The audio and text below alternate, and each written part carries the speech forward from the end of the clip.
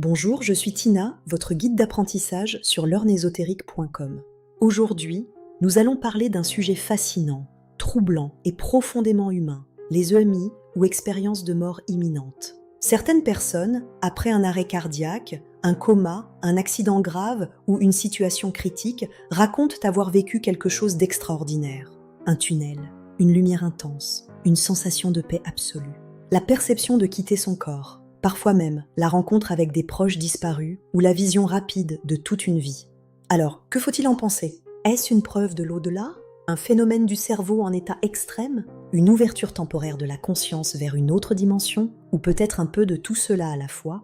La science observe ces récits avec prudence. Elle étudie le rôle du cerveau, du manque d'oxygène, des neurotransmetteurs, de la mémoire et des états modifiés de conscience. Mais l'ésotérisme, lui, pose une autre question. Et si la conscience n'était pas seulement produite par le corps? Et si le corps était plutôt un récepteur, une interface, un véhicule temporaire? Dans beaucoup de traditions spirituelles, la mort n'est pas vue comme une fin brutale, mais comme un passage. Un changement d'état, une séparation progressive entre le corps physique et ce que certains appellent l'âme, le corps subtil ou la conscience profonde. Les EMI nous obligent à rester humbles, car personne ne peut affirmer avec certitude avoir tout compris. Mais personne ne peut non plus balayer ces milliers de témoignages comme s'ils ne valaient rien.